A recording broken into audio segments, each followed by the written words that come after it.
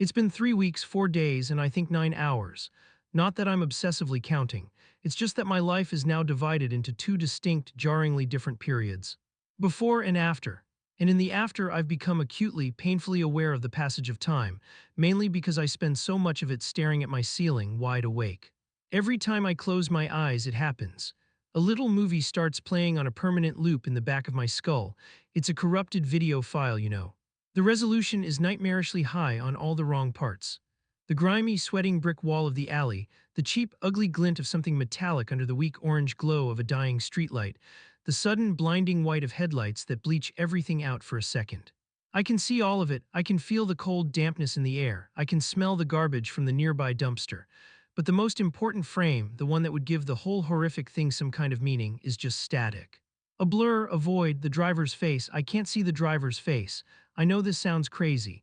My friends, the few I've even tried to explain this to, tell me I should just be grateful. You're alive, that's what matters, they say, and I am. Believe me, every morning I wake up from another 30-minute nap my body accidentally took. My heart does this painful little flutter of pure, uncut relief that I'm still here in my own bed. But the relief only lasts a few seconds before it's swallowed by this thick, choking fog of uncertainty. It's an itch in my brain that I can't scratch. It's turned me into a ghost in my own life. I see blue vans everywhere. Every single one, regardless of the company logo, makes my stomach clench and my palms sweat. A truck backfiring down the street sends me diving for cover like a cartoon character. I don't even care about the guy with the knife anymore. Not really. His name was Joshua, I think that's what he whispered. I hope he gets hit by a bus, sure, but he's not the one keeping me awake at night. He's a known quantity. His intentions were crystal clear. He was a monster, plain and simple. You don't wrestle with the motivations of a monster. The person I can't stop thinking about, the one who has taken up permanent residence in my head, is the one behind the wheel. Were you a guardian angel in a cheap polyester uniform? Or just some schmuck who almost ran me over while fumbling for a cigarette? I need to know. I feel like if I don't get an answer, this question mark will just burn a hole right through my sanity. I'm not looking for a hero to thank, not really. I'm just looking for the end of the movie. I need the credits to roll. It was a Tuesday night. I remember that with stupid clarity because I'd just come from my weekly trivia night at the Griffin pub. My team, the Quisley Bears, had come in a glorious second-to-last place. Our epic failure sealed by my confident but catastrophically wrong answer about the migratory patterns of the European swallow. I was walking home with the lingering taste of stale beer and the quiet satisfaction of knowing the capital of Kyrgyzstan is Bishkek, a fact that was utterly useless to my team but deeply satisfying to me. It was a route I'd walked 1,000 times, a comfortable groove worn into the pavement of my life. Down Elm, hang a right on Parker, then cut across the little, poorly lit park to get to my apartment on the other side. It was familiar, safe, the kind of walk you do on autopilot while scrolling through your phone, half listening to a podcast. That's probably why I didn't notice him at first. The sound of his footsteps was just another part of the city's ambient noise, blending in with the distant sirens and the low, electric hum of the streetlights. But then I made the turn onto Parker, a quieter, more residential street lined with sleeping houses and skeletal winter trees. The sound became distinct, isolated, footsteps. Scuffing, slightly uneven, but keeping a steady, unnerving pace with mine. I told myself I was being paranoid. I'm a guy, a reasonably big guy, and I've never felt particularly vulnerable walking around my own neighborhood. This is my turf, but the feeling persisted. I shoved my phone in my pocket without even thinking about it and picked up my pace a little, my sneakers making soft, hurried sounds on the concrete. The footsteps behind me sped up to match, the scuffing sound now a clear, deliberate echo of my own haste. Okay, that's when the little alarm bells started ringing. Not a full-blown siren, more like a quiet, insistent beep in the back of my mind, the kind you ignore until it's too late. I clutched my keys in my hand, the old self-defense trick of sticking them between your fingers. I felt like an absolute idiot doing it.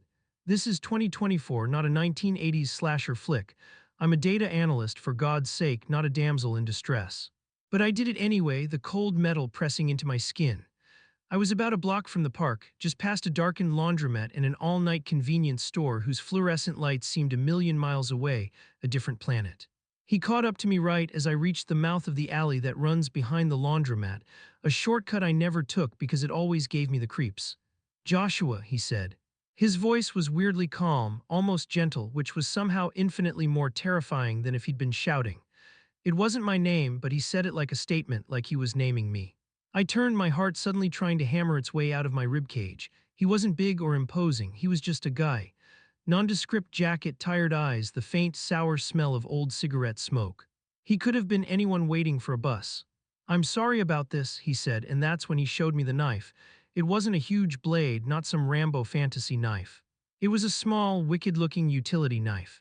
The kind you use to open boxes, the kind that could slice you open just as easily. The metal caught the streetlight and it looked like a sliver of captured moonlight, cold and indifferent. My entire world narrowed to that single point of light. My breath hitched, all the air in my lungs turned to ice. "Just in the alley," he said, nodding his head towards the darkness. "Nice and quiet, don't make a sound." My body went rigid. It's funny, you always think you'll do something heroic in a moment like that. You play out these scenarios in your head where you scream, you fight, you use that stupid, sweaty key fist you've made. But I did none of those things. My brain just shut down. It was like a circuit breaker flipped in my skull. All higher functions ceased. All I could think about was the texture of the brick wall next to me, how rough and cold and real it felt under my frozen fingertips. Joshua, or whatever his name was, took a small, shuffling step closer, and the knife point twitched, a tiny, menacing gesture that communicated a universe of threat. He didn't have to touch me. He had me pinned with just his presence and that little piece of steel. He gestured again with his head toward the alley, a silent, non-negotiable command. It was a maw, a black, gaping mouth of shadow that smelled of piss and wet cardboard and something vaguely, sickeningly sweet like rotting fruit. I took a step. One single, leaden step towards it, my legs moving without my permission like a puppet's. My life was about to end in there. I knew it with a certainty that was as cold and hard as the knife he was holding. I was going to die on a Tuesday night over a stupid trivia question. And then the world exploded in light and noise. A screech of tires, a sound so violent and sudden it felt like the sky was being torn in half right above my head. It was a raw, physical sound that vibrated up through the soles of my shoes and into my teeth. It was immediately followed by the deafening blare of a horn, a deep, guttural sound that didn't just enter my ears. It vibrated through my bones, shaking the very air around us. A massive blue shape slammed into my peripheral vision, and I flinched back instinctively, throwing an arm up to shield my face as if expecting an impact. A delivery van. It had swerved hard, coming from the direction I'd just walked. It mounted the curb, its front right tire bumping onto the sidewalk with a heavy, jarring thud that I felt in my chest. It stopped perfectly, impossibly, between me and Joshua. It didn't just block the path, it created a wall. A solid 10-foot-long, 6-foot-high metal wall bathed in the incandescent glare of its own headlights. We were caught in the beams like terrified animals. Everything else ceased to exist. The alley was gone, my apartment was gone, the whole city was gone. There was only the blinding light and the ringing in my ears. The world had been reduced to this single, overexposed, silent movie tableau. Joshua stumbled back, his eyes wide with shock, a pathetic, strangled gasp escaping his lips. He instinctively hid the knife behind his back as if his mom had just caught him with his hand in the cookie jar. In that moment, the monster vanished. He was just a guy again, a startled, skinny guy in a cheap jacket, blinking stupidly into the glare. All his menace evaporated, leaving only pathetic confusion. The driver's side door was flung open with a squeal of protesting metal, and a figure leaned out. I couldn't see a thing. The headlights were angled directly at me, creating a perfect, impenetrable silhouette of the man in the driver's seat. He was just a shape, a cutout of a person against an impossibly bright background. A head, shoulders, and arm resting on the open door, he shouted something. One furious, garbled sentence that was swallowed by the lingering echo of the horn and the frantic pounding of blood in my ears. Then, just as quickly, he slammed the door shut with a loud, metallic bang that made both me and Joshua jump. It was a sound of finality, a period at the end of a sentence I couldn't understand. This is the part that haunts me, the moment everything hangs in the balance. It couldn't have been more than 5 seconds, but it replays in my memory in agonizing slow motion. The van just sat there, engine rumbling, headlights pinning us against the wall. Joshua and I were on opposite sides of the light beams, two actors on a stage we didn't choose. He looked at me, then at the van, his face a mess of confusion and burgeoning panic. The spell was broken. Whatever predatory confidence he'd had was gone, replaced by the simple, animal instinct to flee. He took another step back, melted into the shadows beside the alley, and was gone. He just vanished, and I stood there, frozen. My heart was a hummingbird in my chest. I should have run, I should have screamed, I should have done something. Instead, I just stared at the silhouette of the driver, waiting. Here's where the two movies in my head start to diverge. This is the fork in the road, and I'm stuck here permanently.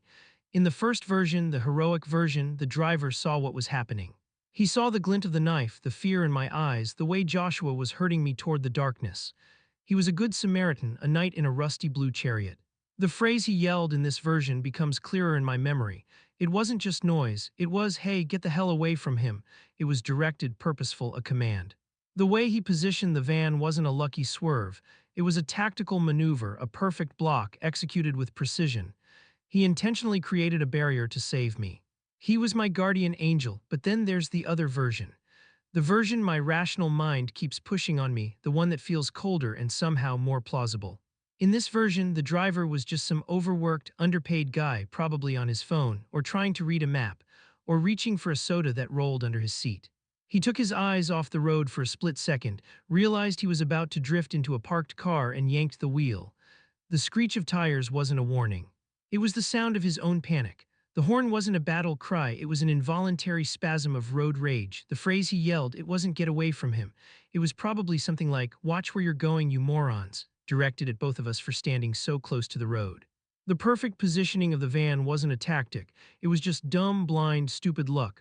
A cosmic accident. The thing that seals this second version, the thing I can't get past, is what happened next. After Joshua ran, the van just sat there for a few seconds.